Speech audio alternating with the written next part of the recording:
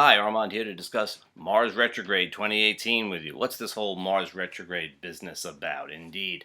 Well, the first thing about Mars Retrograde that I would like to point out is that it's Mars Retrograde. People ask me questions like, well, can I sign a contract or something like that, or buy a computer with Mars Retrograde?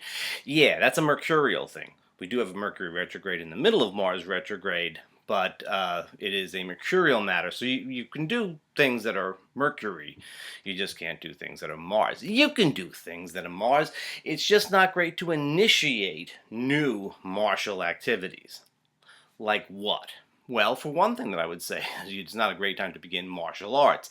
It's not a great time to begin a new exercise program. It's not a good time to do things that require a lot of drive, a lot of assertiveness, a lot of aggression and things like that. It's considered, for example, a very poor time to initiate a lawsuit. You didn't want to sue anybody anyway, did you? Come on. So who wants to get into that business? Um, it is also considered to be a time when, because energy might be lacking, that it's not a great time to begin a new sexual relationship. Most typically, the energy is there at the outset. Actually, with Mars retrograde, the martial energy has turned inward, and so it's actually very strong. That is, we're liable to be feeling rather horny through the June, July, and August time. Hornier than usual, that is. But it's not a great time to externalize. What happens a lot when you begin a sexual relationship with Mars retrograde is that you sort of start with a big, well, it starts off okay and then kind of fizzles out rather quickly.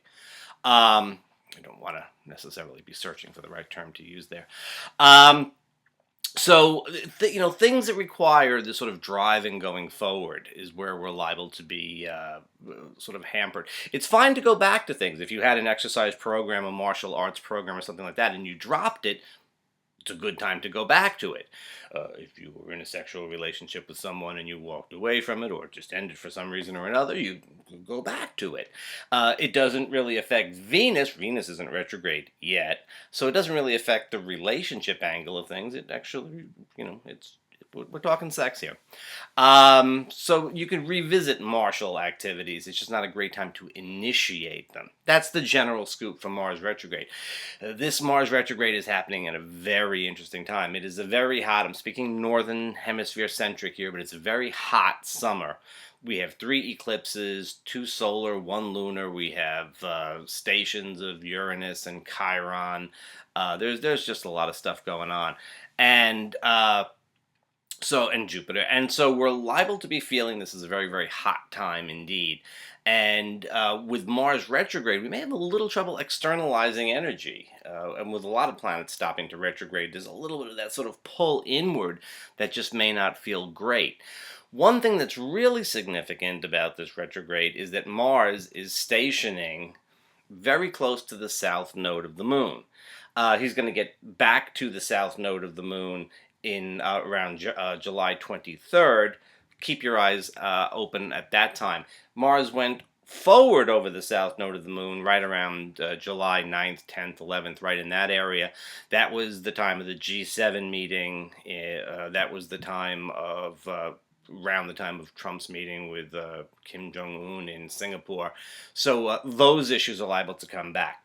But in our personal lives too, things that from the past that we've been pulled back to since early to mid-June, we're liable to have to go back again and get into them again and sort of, dig them up. And it is martial stuff, so it's not necessarily the easiest energy in the world to deal with.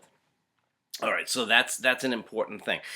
Right on Mars Station on the 26th of June, and for a day or so around then, actually for a week or so around then, it's worth paying attention to the fact that Mars is stationing right next to, about a degree away from, the asteroid Pandora. So thinking is not necessarily the only thing that's going to be out of the box around Mars's station. And I would take the entire time from, the 26th of June, I would go forward another week or so and say, even past that, Mars is going to be in the neighborhood of Pandora, so we may see things sort of flying out of the box. That's something to pay attention to. Mars will make a number of aspects over the course of his retrograde. It's a very busy retrograde. He's in Aquarius, and that's a pretty significant type of thing. He's going to eventually go back and aspect Uranus. He's going to square Uranus, and we'll be looking at some heat during that period of time as well.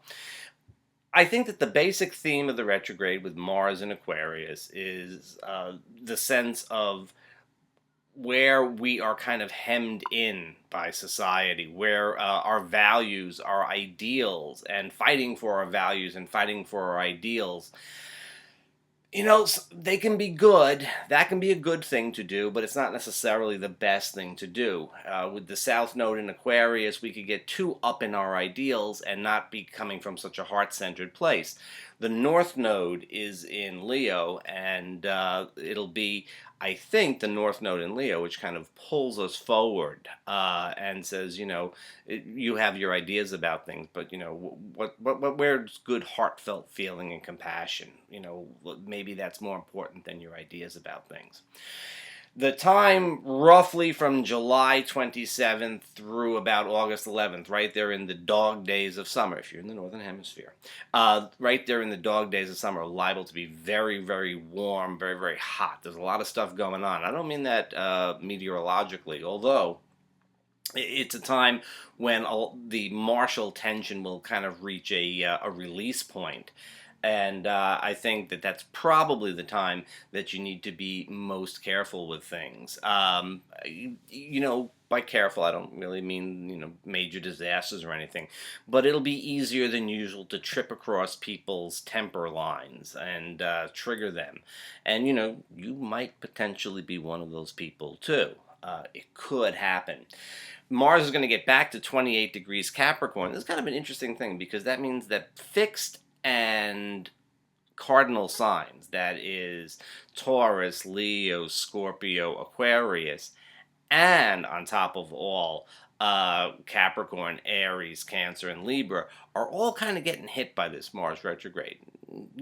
Late degrees of the cardinal signs, early degrees of the fixed signs, but it's not exactly just that. So unless you're mutable,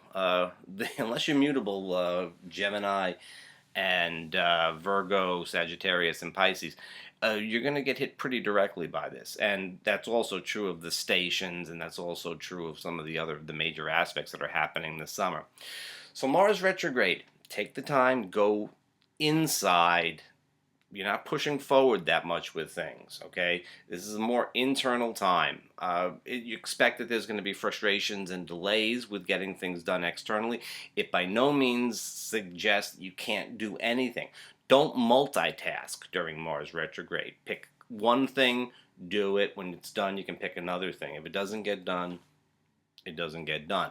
But don't multitask. Don't try to do 10 things at once. Recognize that you're liable to be feeling energy. You feel it's strong. It could be sexual energy. It could just be assertiveness, aggression, and so on. It's part of Mars retrograde that you feel it. It's hard to externalize it, but you feel it. All right. That's the skinny on it. I'll be back with the July forecast in just a couple of days. But in the meantime, Mars retrograde.